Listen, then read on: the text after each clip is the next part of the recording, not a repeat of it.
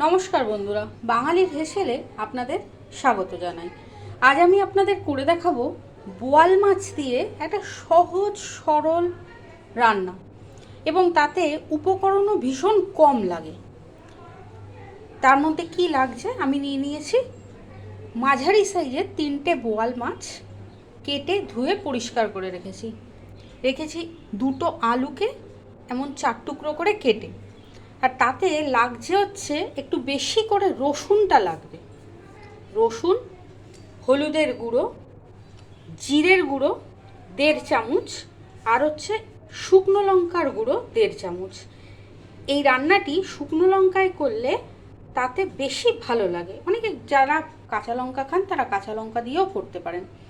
আর ফোড়নের জন্য লাগছে কালো জিরে আর শুকনো লঙ্কা। প্রথমে মাছটির মধ্যে আমি কাঁচা সর্ষের তেল, পরিমাণ মতো নুন আর হলুদের গুঁড়ো মাখিয়ে নেব। এতে বলে রাখি যে আপনারা একটু সর্ষের তেলটা মাছটার মধ্যে যখন মাখাবেন তখন একটু বেশি করে সর্ষের তেল দেবেন।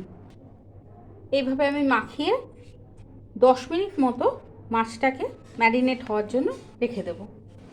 আলুগুলোকে নুন হলুদ মাখিয়ে রাখলাম, কারণ আলুগুলো একটু ভাজতে হবে। আর মাছটা আমি রান্না করব কাঁচা মাছটা আমি রান্না করব।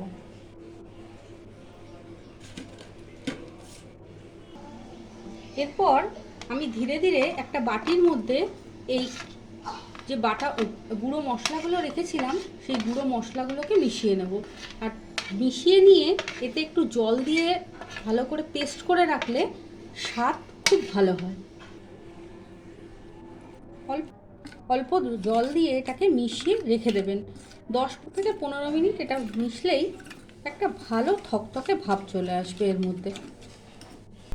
ততক্ষণে দেখুন আমি রসুনটাকে গ্রেট করে নিয়েছি। আপনারা চাইলে শিলে বা মিক্সিতে এটাকে পেস্টও করে নিতে পারেন। এবার কড়াইটা বসিয়ে দিলাম গ্যাসে। ফ্লেমটাকে একদম হাই করে দেবেন যাতে কড়াইটা ভালো করে তেতে যায়। দেখুন ভালো করে কড়াইটা গরম হয়ে গেছে। এরপর দিয়ে দেবো এতে আমি সর্ষের তেল। আর সর্ষের তেলটা একটু বেশি পরিমাণে এর মধ্যে দেবেন। এই দেখুন এতটা পরিমাণে তেল আপনারা কড়াইতে দিয়ে দেবেন। তেলটা ভালো করে গরম হয়ে গেছে। এবার আমি যে কালো জিরে আর শুকনো লঙ্কাটা ফোড়নের জন্য রেখেছিলাম সেটা দিয়ে দিলাম।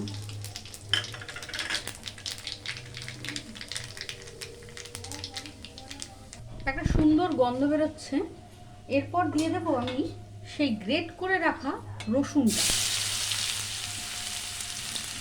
আর এই সময় গ্যাসের ফ্লেমটাকে আবার আস্তে করে দেবেন একটু।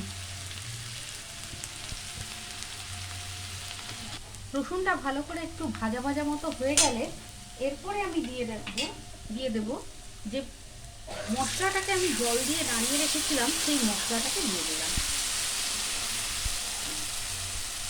মশলাটা একটু জল দিয়ে ভালো করে নাড়িয়ে বাটিটা জল দিয়ে দেবেন এর মধ্যে। এরপর এটাকে 5 থেকে 7 মিনিট একটু কষতে দেবেন। আর যদি দেখবেন যে নিচে ধরে যাচ্ছে তাহলে একটু জল দিয়ে কষতে দেবেন যাতে তেলটা ছাড়ে। এইভাবে আপনারা নাড়িয়ে নাড়িয়ে দেখবেন। আর তেলটা যতক্ষণ না ছাড়ছে ততক্ষণ এটাকে ভালো করে কষতে দেবেন।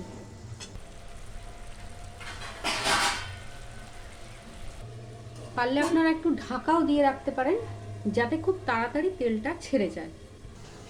আমি আলুগুলোকে হালকা সোনালি কালার করে ভেজে রেখেছিলাম দেখুন। এরপর এই যে কড়াইতে আস্তে আস্তে যে তেলটা ছেড়েছে এই সময়টা আমি এই আলুগুলোকে দিয়ে দেবো এর মধ্যে।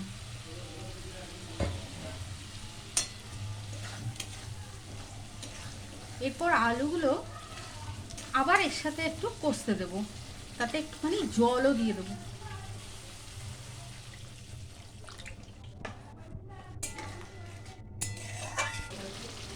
মিনিট 5 পর যখন দেখবেন আলুগুলো এরকম অর্ধেক মতো সিদ্ধ হয়ে যাচ্ছে এরকম কষার মধ্যে, তখন স্বাদ মতো নুন এতে দিয়ে দেবেন।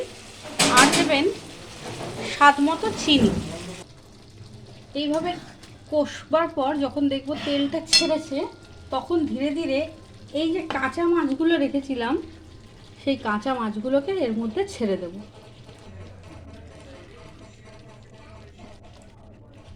এইভাবে কাঁচা মাছগুলো দিয়ে করে এর সাথে একটুখানি মিশিয়ে দিয়ে আবার 5 মিনিট এটাকে কষতে দিতে হবে ঢাকা অবস্থায়। এইভাবে এটাকে কষতে হবে 5 থেকে 7 মিনিট। এটাকে ঢাকা দিয়ে রেখে আপনারা কষিয়ে নেবেন।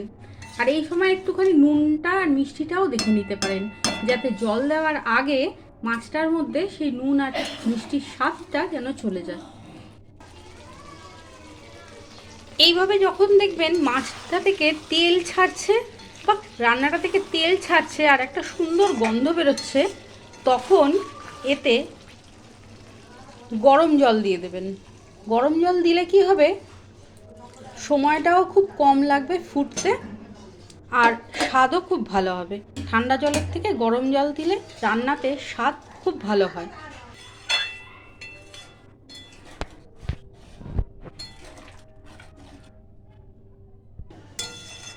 দেখুন আমি নুনটা ঠিক দেখে নিয়েছি, নুনটা একদম ঠিক আছে, নুন ঝাল। আর আপনারা যে যেমন ঝাল খান তেমন দিতে পারেন, কাঁচা লঙ্কাতেও করতে পারেন। আমি যেহেতু একটু ঝাল আমার বাড়িতে বেশি চলে, তাই আমি শুকনো লঙ্কার তরকারিটাই বেশি প্রেফার করি। এরপর ঢাকা দিয়ে 5 মিনিট ফুটিয়ে নেবেন, তারপরে এটাকে নামিয়ে নেবেন।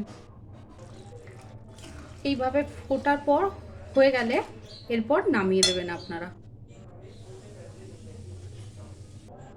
আমার সুস্বাদু বোয়াল মাছের পদ তৈরি হয়ে গেছে। এমনই খুব কম উপকরণ দিয়ে বিভিন্ন রকম স্বাদের রান্না আপনাদের আমি পরিবেশন করব। ভালো লাগলে অবশ্যই একটা লাইক করবেন, চ্যানেলটিকে সাবস্ক্রাইব করবেন আর বেল আইকনটা চেপে রাখবেন, যাতে নতুন কোনো রান্না আসলে সহজেই আপনার কাছে সেই নোটিফিকেশান পৌঁছে যায়। ভালো থাকবেন, সুস্থ থাকবেন।